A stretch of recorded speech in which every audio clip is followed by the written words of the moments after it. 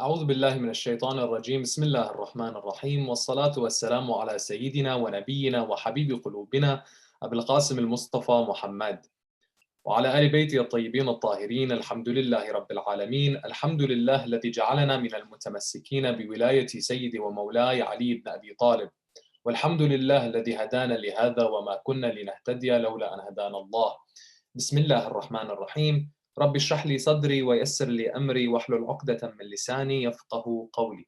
In the name of God, the most beneficent, the most merciful, we ask Allah to send His greatest peace and blessings upon Muhammad wa ali Muhammad. Allahumma salli ala Muhammad.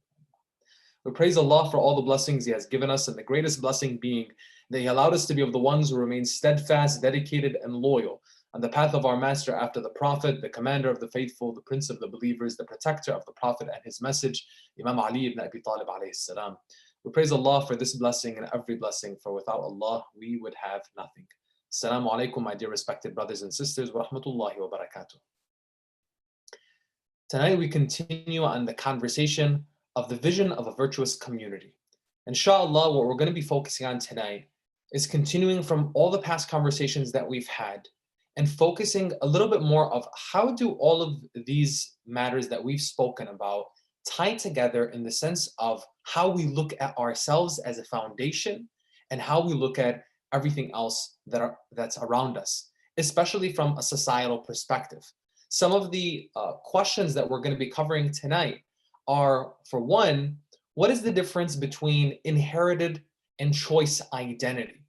Is there a difference between identity that you inherit and those things that are simply given to you by mere virtue of you being born to a certain family, and an identity that you choose, something that we could refer to as choice identity? The second question being, what is the difference between brotherhood and equality? Does brotherhood apply to certain categories of people, and then equality, does that only apply to other categories of people? And then finally, what are the four spheres of identity that we're going to be speaking about? Within this whole theme, as you can see from the title from the very beginning, Shi'ism, Islam, monotheism, and humanity, how our principle-based social identity and its layers can form the foundation for which we engage with the rest of our society, the rest of humanity. How do we look at humanity? How do we look at people that differ from us when it comes to their beliefs, their creed, and their way of life? Now, we're going to jump right into this and addressing the first question, which is inherited versus choice identity. When it comes to this specific question that we have, there are many layers of identity that you and I inherit from our parents, from our families, from our culture, and our background. For example, ethnically, you may be Arab, you may be Persian, you may be Caucasian, you may be African, you may be Latino, Hispanic, etc. That's a type of identity, a racial or ethnic identity that you associate with that you don't have control over. The skin tone that you have, the color of your skin is not something that you have control over. However, it does have certain consequences for you in your social sphere. People may have preconceived notions and prejudices against somebody merely based on this category of an identity that's inherited and one that you don't have any choice of. The family that you're born into, the family name that you have, it may be a prominent name, it may be a name that is associated with scholars, associated with scientists, associated with entrepreneurs, with affluent people, with aristocrats, with people that have a history in government and bureaucracy, for example. And that's something that, again, you don't have control over, but it could have some benefits. And there could be some negative consequences from that with that mere affiliation. In some societies, some families are looked at by mere virtue of the name that they have, that, oh, this is not a family that is known to be successful. It's a cursed family. Some shows and some episodes that you may find will center around a family and the curse that this family has inherited from generation to the next. And the young men and women that belong to this family are just have no chance in the community that they're living in. Why? Because they come from a family that really nothing good comes out of that family. And to the contrary, you'll see this movement of willpower that comes to fight against what would be these negative consequences associated by these inherited identities that one would look on not so favorably. The willpower of the individual in their choice of their fate and how they're going to move forward in life, that you know what, yes, this may be a name that I'm associated with or affiliated with, this may be the family that I'm born into, this may be the color of my skin, and in this community, this society, people don't look at me in the right way, they have prejudices against me, I may be from an ethnic background that is a minority. However, it is my choices, my beliefs, my values that are going to make it different for me. My work ethic may make it different for me in the result that I'm going to have, in the fate that I'm going to have in my life. That identity that I choose will be working for me instead of necessarily the ones that I've inherited that may work against me. Again, there may be some inherited identities, like we mentioned, the family, the race, the ethnicity, the background, the social circles that you've inherited from your parents, etc., that may work to your advantage. But what reigns supreme is the identity of choice. And the identity of choice is one that could be principle based and it could be other than principle based. It can be purpose driven or it could be something driven by other means or other things like materialism, like wealth, fame, influence, power. That can also control a person or influence a person in the direction that they're taking in their life. For our purposes here in discussing identity and how we engage with our society, we're going to be talking about how we look at identity from a principle-based perspective, and that is our choice identity, in which we look through the lens of I have my responsibility to myself as an individual, and I am choosing to be the way I want to be. I am choosing to live a lifestyle the way I want to live. I'm choosing to follow a certain norms, a code of ethics, doctrines that will have an influence and impact on the fate of my life. That choice identity is where we're basing this off of. And the principle-based identity that we're speaking of is derived from our creed and our religion. So theologically, I see the world in a certain lens. This is my worldview. This is the way I see it. From my beliefs and my principles, it allows me to speak to my family members in a certain way, treat my children in a certain way, give them the kindness and the sweetness that they need in order to grow up in a nurtured environment. For me to look at my neighbor and think about them before I think of somebody else, for example, because of their closeness and proximity to me, because of my code of ethics that I have in my theology, in my creed, in my religion that I follow. That affects the way I identify with him and the way I see myself in proximity to that individual. Why? Not because ethnically that I'm seeing this person and I'm, let's say I'm of Arab descent and this person is Caucasian or African American or Latino. If there's an ethnic affiliation there or an ethnic lens that I'm looking at, I don't have a connection or affiliation with this individual. Maybe I'm not going to help them if I'm merely looking based on that identity. Or let's say I'm living in a country and I'm not a citizen in that country. I'm not necessarily looking at I'm contributing to this society as one who is a citizen or not. I'm not a citizen, so I may not necessarily want to contribute as much as I should. When I look at the lens of principle, there allows for me to have more commonality. And when we're seeing this principle-based identity, we're going to see a foundation for what we're going to be talking about in the second and third question, being brotherhood and equality, and then finally, the four spheres of identity. Now, there is a famous narration, the words of Amir al-Mu'mineen Ali ibn Abi Talib alayhi salam, where he says in letter 53 of Nahj al-Balagha, in his instructions to his newly appointed governor, Malik al-Ashtar, which he appointed him to be the governor of Egypt towards the last part of Imam Ali's caliphate. And at this time, Imam Ali alayhi salam knew that Malik had a big task at hand when it came to ruling and governing over Egypt in an effective way. Imam Ali alayhi salam, as the commander of the faithful, he established a standard of just governance in which people would understand what is the right of a subject or a citizen living in a nation upon their leader, upon their governor? And what are the rights that the governor needs to make sure that he's caring for, and the style by which he leads these people and governs over them? And Imam Ali alayhi salam says in part in this letter, he says to Malik, "O Malik, do not be a ferocious beast over your subjects, your citizens.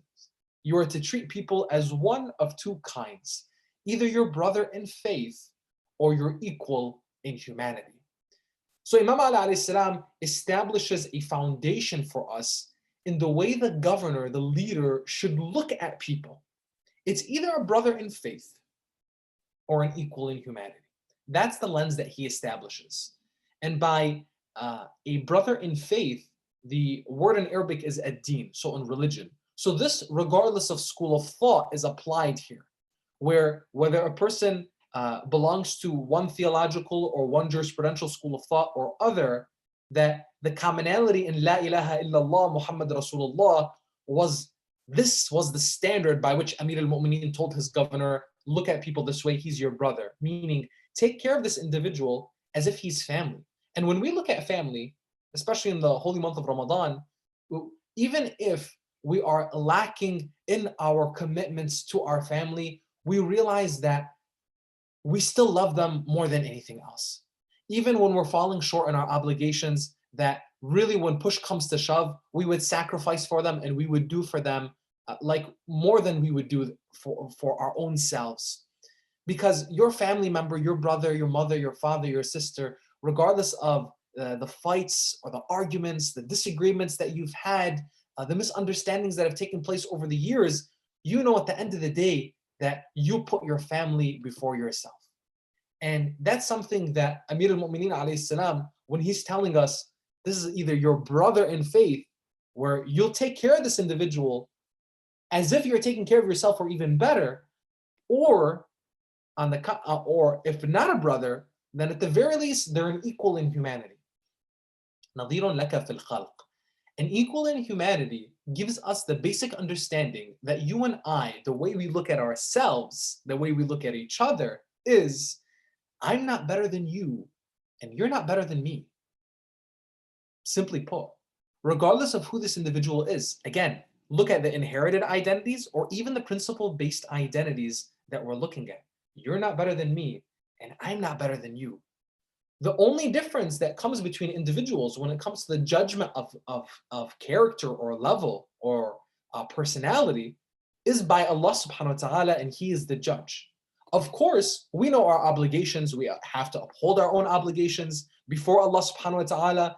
There's a standard of ethics that we know that we have to engage with one another, and that if we see injustices or wrong things in our community, at the very least, that we're not going to be looking fondly upon those things.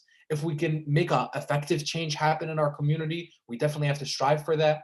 And at the very least, if we can't make an effective change happen, then we have to have at least in our hearts a feeling and a sense of not wanting that to happen, a sense of being repulsed by what's taking place. If there is a negative or a sin or a bad thing that Allah subhanahu wa ta'ala doesn't like, then we have to align ourselves in the same way. Similarly, when there's things that Allah subhanahu wa ta'ala likes and loves, then we have to align ourselves that way. And what Amir al-Mu'mineen alayhi salam did for us is he recognized for his governor, this is the way you need to look at people. Look at people this way so that you're consistent in your leadership and your guidance of these people, and you continue to be just in your dealings with them. Now, when it comes to the 4 spheres of identity and understanding how do these 4 spheres work with one another, it's important for us to bring it all together with a basic understanding of our core identity as followers of Ahlul Bayt alayhim salam. Someone may come and say, well, if you're looking at your core identity, is it not that your core identity is that you are a creation of Allah subhanahu wa ta'ala and that you are a servant of God? Absolutely. That is absolutely true. From a theological perspective, that core identity of an individual and the way that we look at even Shi'ism itself as in being followers of Ahlul Bayt alayhi salam, the ultimate purpose and the core of that identity is being a servant of God. And we mentioned that from the very beginning of this lecture series, that the purpose of the individual, of us as a creation, is to serve Allah subhanahu wa ta'ala. But from a socio-religious standpoint, in which we're looking at how does our identity engage with the rest of society, and how do we see ourselves from the vantage point of a principle-based identity, a principle-based worldview, how do we engage with everybody else that differs from us, recognizing the social impact of having a different creed or a different faith or a different belief system? How do we engage with everybody else on that basis? How do we look at us and the commonalities that exist with everybody else? The four spheres of identity on a very high level is the following. One, the core identity in being a follower of Ahlul Bayt alayhim salam. Secondly, immediately above that is the identity of Islam. Thirdly, the identity in monotheism and the belief of La ilaha illallah, there is no God but God. And then fourth, the identity in humanity. Now, let's take each one bit by bit. If you'll notice, the greatest sphere here is the identity in humanity. That encompasses all of these spheres. The core sphere of identity is encompassed by Islam. As followers of Ahlul Bayt, there's great significance that we have in being followers of Ahlul Bayt. Why? Because if you look at the very distinction that we made from the beginning in this narration that we mentioned of Amir al-Mu'mineen alayhi salam, it is that system of just governance, of just dealings, of knowing our ethics from the Holy Prophet, peace and blessings be upon him, that he emphasized, turn to Ali ibn Abi Talib, turn to Amir al-Mu'mineen, that truth is with him, al-haqqu ma Ali wa Ali ma al-haqq, that truth is with Ali and Ali is with truth. It turns wherever he turns. That I am the city of knowledge and Ali is its gate. Whoever wishes to enter the city must enter through its gate. If we wish to enter the Kaaba, if we wish to get to there and be within that system, we need to understand that comes through Amir al-Mu'mineen alayhi salam, that comes through the direction of the Prophet. And again, emphasizing that our attachment to the personality of Amir al-Mu'mineen and the personalities of Ahlul Bayt alayhi salam is not one that simply because we belong to the school of thought we are emphasizing them. To the contrary, it's rather because it is an emphasis by direction of the Holy Prophet. And because he is nothing but revelation, وَمَا يَنْطِقُ عَنِ الْهَوَىٰ إِنْ هُوَ إِلَّا وَحْيٌ يُوحَىٰ, he does not speak out of whim, he is nothing but revelation. We turn to Ali ibn Abi Talib and we see what is the guidance that we have in order to understand how do we truly hold on to the Holy Prophet. He said, two weighty things after me, hold on to both of them, the book of God and my family, atrati, and you will never stray after me. You see, at the time of the Prophet, because Islam was still in its earliest, and it's still in its early days, it was a new religion, it was a new faith, it was a new community. The Prophet emphasized to people in his farewell, in his last dying days, he would tell them, listen, I know that there may be some fear, some worry of straying after me, and I don't want you to stray after me. So this is your key to making sure that you hold on and you do not stray after me. The key is the book of God and my Ahlul Bayt. Hold on to them, you're good.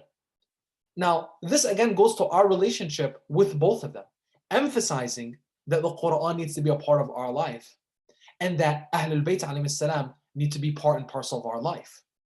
With one, you're not going to be successful alone. Why? Because they complement one another, they supplement one another. They are part of one vision, one mission, one strategy, one vision for that virtuous community that Allah subhanahu wa ta'ala initiated from the very first days of creation through Adam alayhi salam in his will to make him the viceroy on earth. If we look at the completion of faith and understand that this was the mission and the vision all along, that Allah subhanahu wa ta'ala gave us all of this from prophet after prophet and messenger after messenger, and then the messengers would be culminated in the personality of the Holy Prophet sallallahu alaihi wasallam, and then the guardianship of that message that was completed, where Allah subhanahu wa ta'ala tells the Prophet on the day of Ghadir Khum that today I have completed for you your religion. in you delivering this public news to the people and telling them that you are to turn to Ahlul Bayt, you are to turn to Ali ibn Abi Talib alayhi salam, Amir al-Mu'mineen. This emphasis is so important. Why? Because once you turn away from him and you turn away from the individuals who are the guardians of Ahlul Bayt alayhi salam, that's when the slippery slope begins. That's when you see the disagreements across history. That's when you see the oppression and injustices that took place. And that's where Amir al-Mu'mineen alayhi salam, though some people didn't follow him, there still was an emphasis on protecting what? That body of Islam. Now into the second sphere of identity. When it comes to that second sphere of identity, as followers of Ahlul Bayt, from a socio-religious standpoint, we have an affinity to Islam, a connection to Islam, just as much as anybody else that calls themselves a Muslim. And this is extremely important for us to remind ourselves with. If you were to call yourself a Shi'i, a Muwali, a Mu'min, a believer, etc., and we're going to, inshallah, talk more about this with regards to the different attributes of the followers of Ahlul Bayt alayhi salam, the different titles of the followers of Ahlul Bayt alayhi salam, what they mean, and what it truly means to hold this title or affiliation as a follower of Ahlul Bayt alayhi salam. But as their followers, we have a connection to Islam just like anybody else. Tashayyu' is part and parcel of the Islamic narrative. Do not remove yourself from that narrative and making it seem as if this is a movement, a school of thought, a faction that is different than the rest of Islam. And what I mean by that is Amir al-Mu'mineen alayhi salam did not come as a reformer in the faith. Amir al-Mu'mineen was the one who conserved and preserved the message of the Holy Prophet. If anything that was going away from that message, it was anything but Amir al-Mu'mineen. If anything was coming to change or make adaptations to that message, it was anything but Amir al-Mu'mineen alayhi salam. The most pristine and pure sense of the message of Muhammad sallallahu alaihi wa alihi came through Ali Muhammad. So when it comes to the narrative of Islam, as a follower of Ahlul Bayt, don't detach yourself from that. You need to stay connected in that second sphere. And I remember in one of our visits to one of the grand scholars in the holy city of Najaf, and this is something that, like we mentioned previously yesterday, having this connection with our scholars, having this connection with our seminaries is so important, because these are individuals and these are institutions that have protected and safeguarded the heritage of Ahlul Bayt alayhim salam over 1,000 years. When you see the movement of our seminaries going across from city to city, from country to country, depending on the circumstances of their time, the scholars that sacrificed their lives in order to make sure that the teachings of Ahlul Bayt were preserved. And this, again, is not limited to any geographical area. And this is the beauty of Ahlul Bayt alayhim salam, is that the way they worked was not limited to any specific area, was not limited to any specific group of people. It could have been the people of Quraysh in Mecca and Medina. It could have been the Kufans in Iraq. It could have been the Persians in Tus. It could have been the Arabs in the different groups of Yemen, of Jabal Amil, across the world. And even with the Byzantine Empire and people coming in from the Byzantine Empire and engaging with them, companions of Imam al-Sadiq alayhi salam that lived there and continued to have a relationship with the Imam, visiting and coming and going. This is so significant for us to realize how deep our heritage with our scholars and with Ahlul Bayt is, and that it's not limited to any geographical area.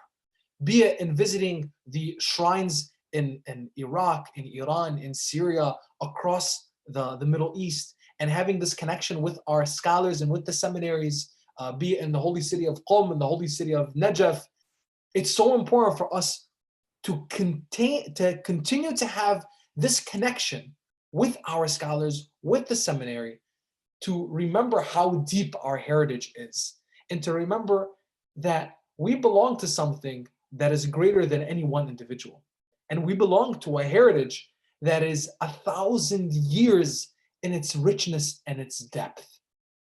So in the holy city of Najaf, we're visiting one of the offices of the Grand Maraja and the Grand Ayatollahs. And one of the conversations that takes place is a question and answer going back and forth between one of the young brothers that was really engaged with the conversation, the talk that the Sayyid had given.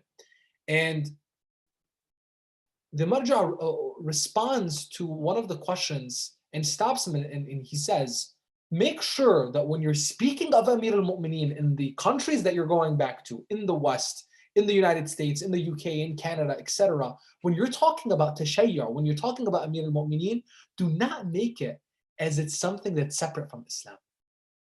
When you say that you are a follower of Ahlul Bayt alayhim salam, don't stop there. Make sure that your identity is connected to Islam, that you are a Muslim, that you say La ilaha illallah Muhammad Rasulullah just like every other person that calls themselves a Muslim. This is hugely important when it comes to the way we see ourselves and our narrative as followers of Ahlul Bayt, because some people may look at you and say, as a Shia, as a follower of Ahlul Bayt, you don't belong to Islam, or that you're a faction, an offshoot of Islam, or that you're a small minority that doesn't belong. And of course, now we know with our brothers and sisters from other schools of thought, that's not what reigns in the majority of their minds.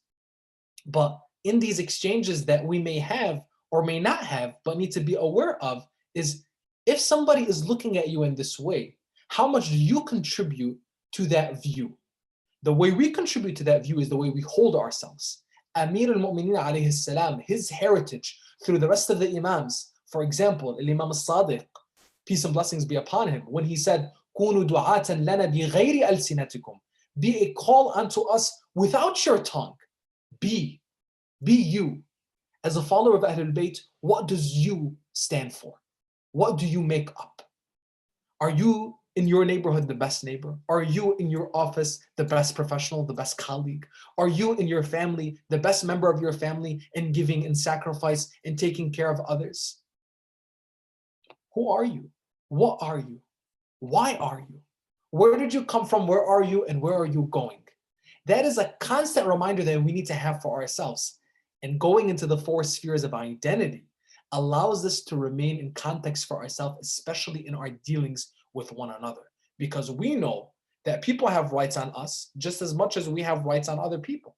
Just as much as we want people to respect us, observe our rights, and not transgress against our rights and our liberties, whether it be a relationship that we have with the country that we're living in, within the system of rule of law, the government infringing on our rights. We have constitutional liberties and we want to make sure that the government does not infringe on them. Beautiful, of course. That's something that you've entered into as a social contract with the government that you're living under. And those rights need to be observed. In the same way as citizens of a country, or as believers in a faith, or as human beings in general, we have rights and obligations to one another that we need to observe. And we can't be heedless of that. Because once we're heedless of that, then that principle-based identity that we chose for ourselves, that begins to wither away without even us realizing it. Why? Because when our actions and our conduct come contrary to what we say we believe and the principles that we have, then we look in the mirror and we realize, I guess I'm not the person that I thought I was. I guess I'm not the person who my parents raised. I guess I'm not the person that I've been planning to be all these years. The four spheres of identity, and continuing further, we'll notice that even after the sphere of Islam, the third sphere of being monotheism is so important for us to pay attention to. And one of the examples that we have in this relationship with other people who believe in Allah subhanahu wa ta'ala, believe in the oneness of God, our Jewish and Christian brothers and sisters. Amir al-Mu'mineen alayhi salam established for us, and this applies to both the third and fourth sphere, that either the person is your brother in faith or you're equal in humanity. So we're dealing in the third and fourth sphere, we're dealing as equals regardless. But now even further, you have the conduct of Amir al-Mu'mineen, the tradition of Amir al-Mu'mineen and the Holy Prophet, peace and blessings be upon them, how they engage with people that were different than them in their belief, whether they were Jews or they were Christians. Take, for example, the Holy Prophet, peace and blessings be upon him, who at a number of times throughout his history, in the earliest days of Islam, not only when he was one who would face communities that wanted to fight against him, and he had a huge community of a Muslim following behind him, but when he was a man by himself, in the earliest days when it was just Khadija and Ali ibn Abi Talib alayhum as-salam, that they were with him, and it was just them alone. The Holy Prophet would face situations in which people from other faiths, not just the pagans of Quraysh, but people from other faiths would come and they would abuse him, they would assault him, and he would just give them a smile.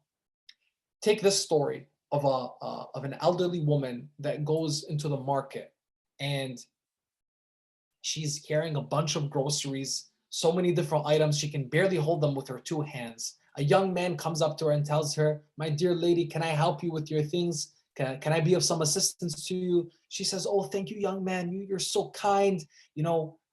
Generosity like this is so very rare to find.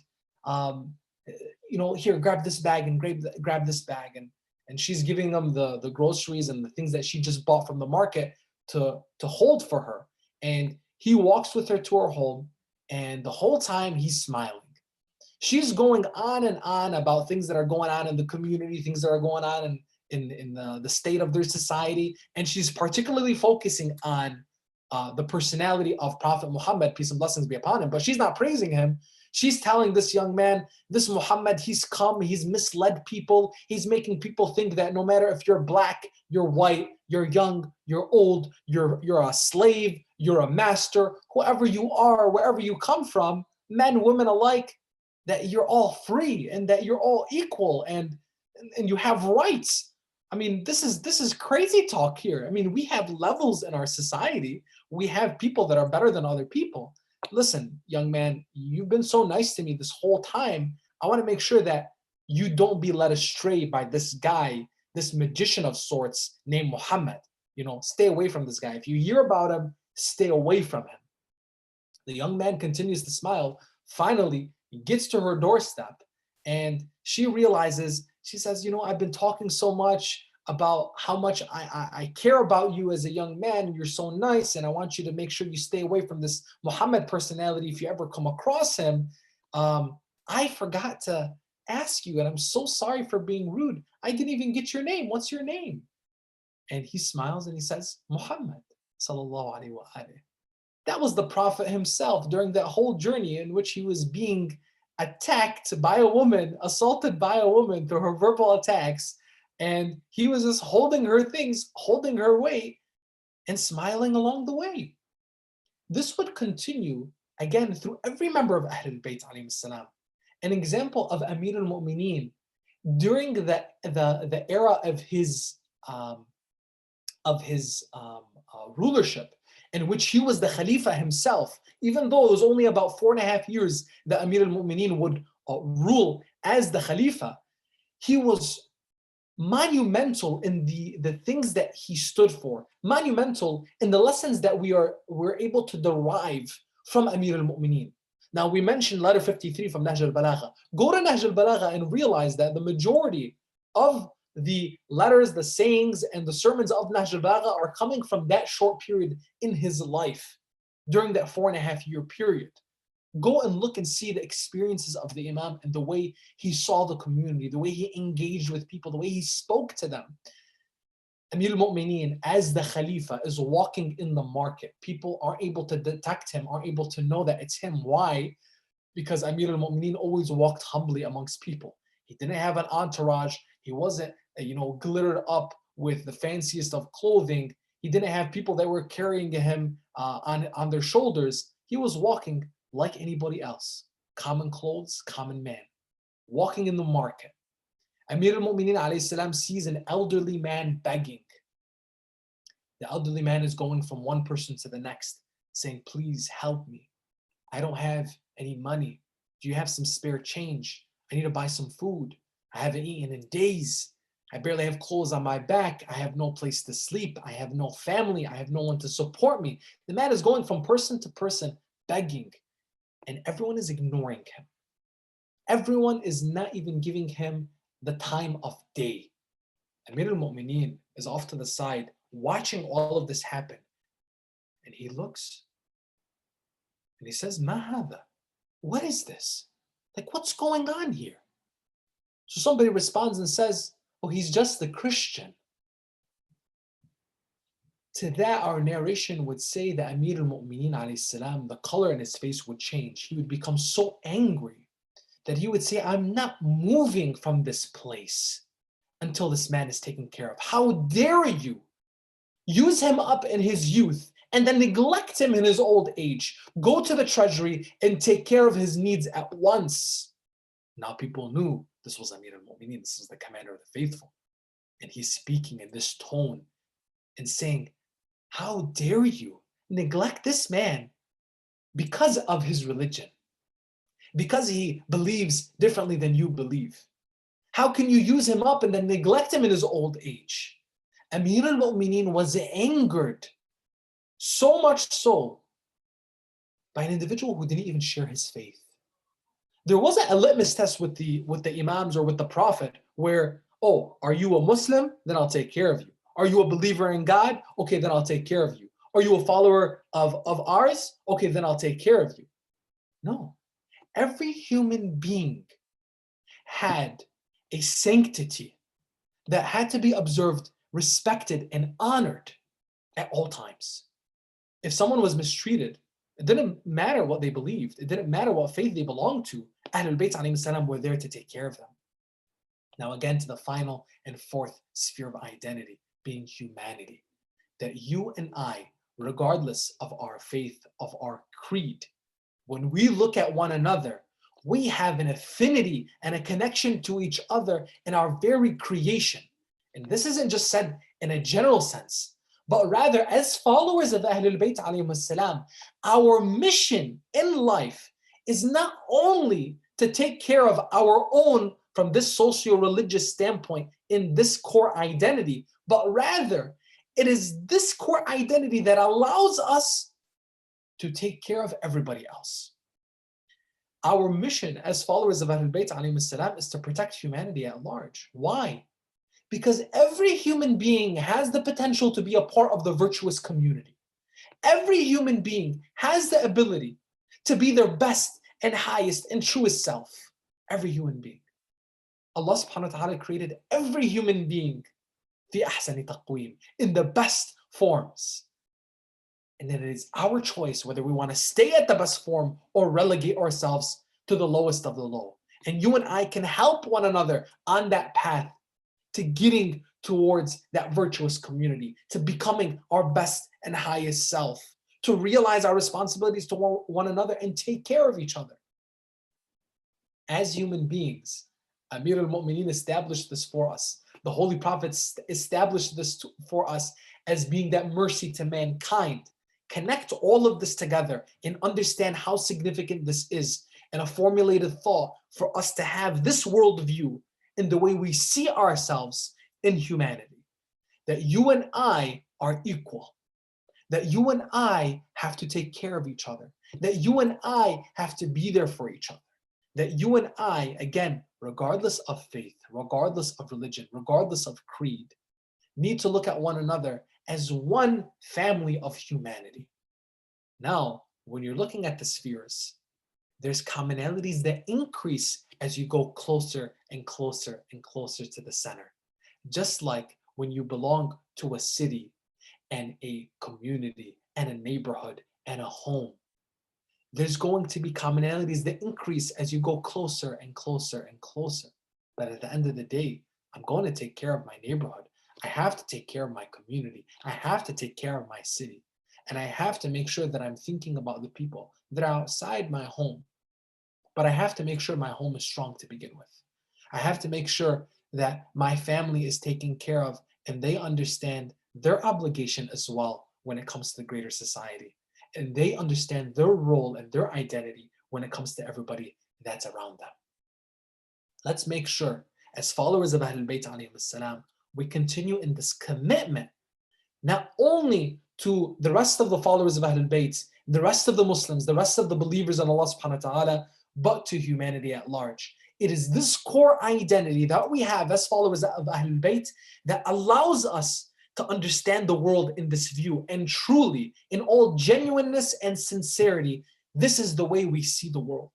This is the way that we look at humanity. This is the way that we look at our neighbors and our colleagues. There's no other way. Because Ahlul Bayt alayhim salam made it clear to us that this is who you are. This is how you believe. And this is how you see and engage and act with one another. Alhamdulillah, brothers and sisters, in our presentation, we've distinguished the difference between identities that are inherited and our choice identity, which our focus is a principle-based identity. We've distinguished the significance of brotherhood and equality and how that reigns in our ethics and the way we deal with one another.